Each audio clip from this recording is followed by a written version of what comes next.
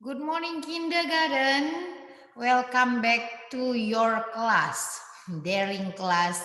And Miss Rana, hope you are ready to continue our lesson. Ya, kita tetap akan review dan hari ini Miss Ratna akan membawa kita untuk mengulang kembali tema hewan atau binatang ya. Now let's pray first before we continue our lesson. Put your hands together, close your eyes, bow your head. Let's pray. Dear Lord, thank you for your blessing today. Now we want to study. Please bless and guide us. Thank you, Lord Jesus. In the name of Jesus, we come and pray. Everybody say, Amen. Iya.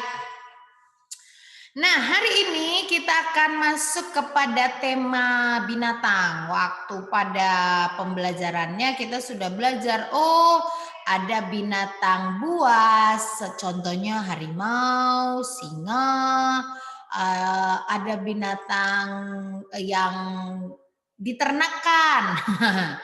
Binatang yang diternakan itu contohnya ada apa? Ada ayam, ada bebek, ada sapi, ada kuda.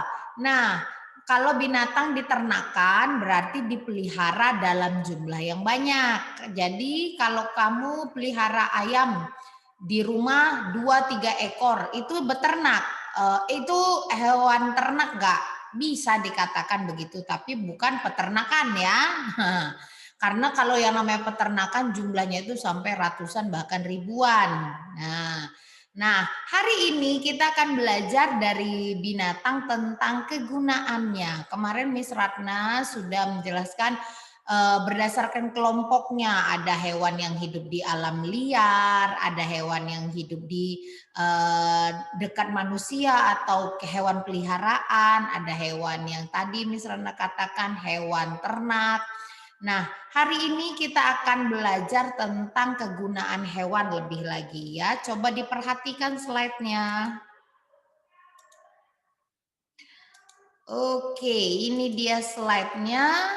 Sebelum kita masuk ke tema binatangnya, kita lanjut, kita ulang kembali memory verse yang kemarin ya, Nak. Diulang sampai pronunciation-nya itu baik. Oke. Mark 12 verse 30.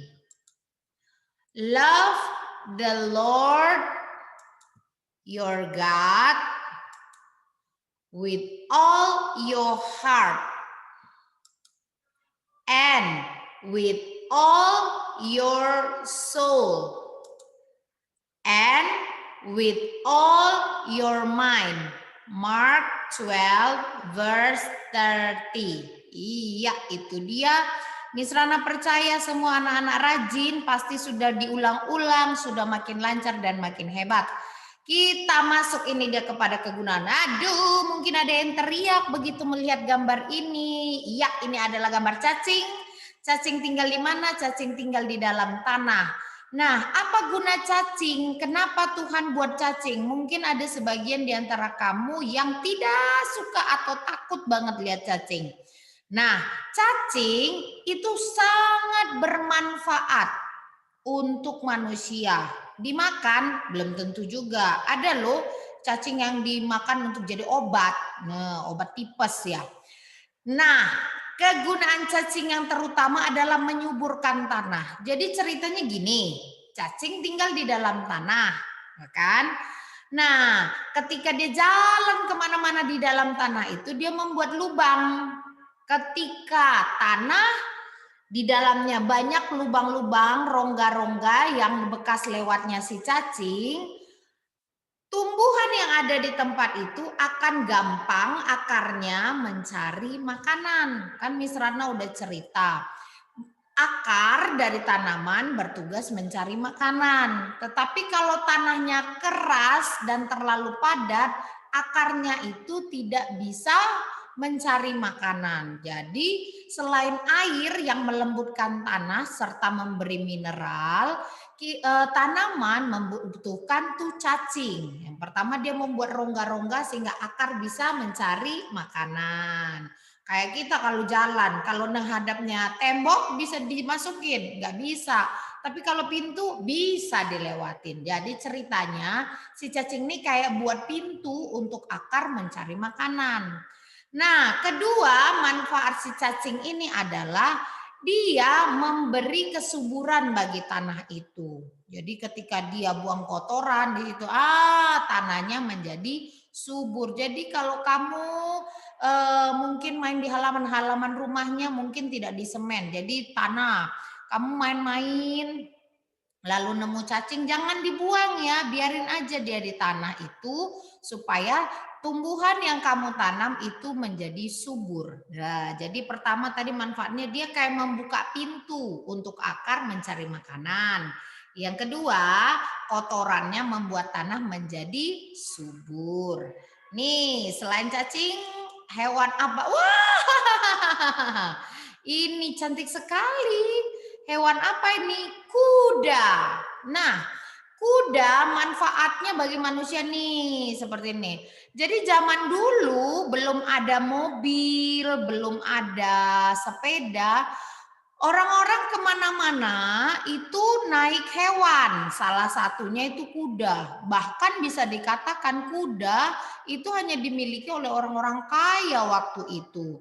Nah, manfaat si kuda ini apa? Bisa dinaiki. Nih, contoh yang paling sebelah kanan ini ya. Ini bisa dinaikin. Yang kedua, dia juga bisa membawa beban. Nih, dia bisa membawa kereta kuda. Jadi banyak manfaatnya. Yang pertama, dia bisa membawa manusianya langsung. Yang kedua, dia bisa dipakai untuk membawa beban yang lebih berat. Ini yang kuda coklat hanya bawa satu orang. Kuda putih bawa satu, bawa keretanya, bawa orang di dalamnya. Itu kuatnya kuda. Tuhan sudah menciptakan kuda dan memberinya kekuatan. Wah. Selain itu apa manfaat kuda? Nah, di beberapa tempat ada juga ya yang daging kuda dimasak gitu, tapi tidak selalu. Lebih kepada digunakan untuk ininya, tenaganya. Kuda juga bisa dipakai untuk perlombaan. Jadi ada lomba pacuan kuda. Nih, banyak manfaatnya ya. Lanjut, ada apa lagi? Oke. Oits, ada siapa ini? Oh, ada ibu ayam. Manfaat ayam. Nih, paling gampang. Apa ya manfaat ayam? Pertama, ting ting. Kita bisa dapat telur. Dari ayam kita bisa dapat telur. Telur bisa dimasak jadi telur mata sapi, telur rebus, telur apa lagi? Telur semur, semur telur. Kalau beli lontong biasanya ada telur, telur rebus, ya. Dan telur itu banyak manfaatnya untuk kita. Lanjut, apa lagi? Wih, siapa yang nggak suka ini? Dari ayam, dagingnya kita bisa olah menjadi makanan. Makanan favorit siapa ini? KFC enak ya, ayam goreng. Nah, selain telur, daging, ada lagi nggak yang bisa dimanfaatin dari ayam? Ada loh, coba lihat ini. Tadam! Ada yang tahu nama benda ini apa? Iya, betul. Kalau bisa jawab, namanya kemoceng. Ini dipakai untuk membersihkan debu dari meja, dari laci-laci. Nah, kalau dulu kemoceng semuanya dari bulu, bulu ayam. Tapi kalau sekarang banyak yang dari plastik, dari kain-kain ya. Nah, anak-anak tolong diingat ya, ini kemoceng. Yang ini jenisnya dibuat nih dari bulu ayam. Oke, jadi dari ayam kita bisa mendapatkan 3 manfaat. Tapi ada loh satu manfaat yang mungkin kamu nggak rasakan. Tapi kalau orang yang di dekat rumahnya ada ayam tuh bisa merasakan. Apa itu? Itu alarm. Pagi-pagi ayam akan berkokok. Jadi kita kalau dengar bisa segera bangun. Nah, itu manfaat alami itu ya. Oke, next. Apalagi? Hilang, tidak ada. Oh, ini dia si hitam putih. Ada induk sapi dan anaknya. Dari sapi yang gendut sekali, ini kita bisa mendapatkan apa? Yang pertama nih, tadam, susu sapi nih. Banyak ya di antara kita yang minum susu segar. Mungkin ada juga yang minum susunya udah susu bubuk ya. Kalau yang ini modelan yang gambar Miss Rana buat ini susu segar. Kalau di beberapa tempat yang dekat dengan peternakan sapi di Indonesia mungkin contohnya di Bandung, terus di Bogor. Nah, jadi itu ada peternakan sapi. Jadi mereka jual susu asli. Waktu Miss Rana tinggal di Bandung nih enak, bisa dapet. Jadi bisa pesan di setiap hari diantar. Enak minum susu sapi segar. Jadi yang pertama dari sapi kita dapat susunya. Yang kedua tenaganya juga loh. Kenapa Miss? Sapi itu tenaganya dipakai untuk ini. Kadang dipakai juga di sawah. Walaupun lebih banyak memakai kerbau ya. Itu saudaranya. Kalau sapi ini gambarnya seperti ini. Kalau kerbau tuh ada tanduknya. Oke, apalagi yang kita bisa dapatkan dari si SAPI ini? Tadam! Kita bisa mendapatkan dagingnya. Waduh, dagingnya ini bisa dibakar, bisa dipanggang, bisa digoreng, direndang, disate, disemur, di kecap. Aduh, di mana-mana enak lah pokoknya. Jadi kita bisa dapatkan dagingnya. Lalu apa?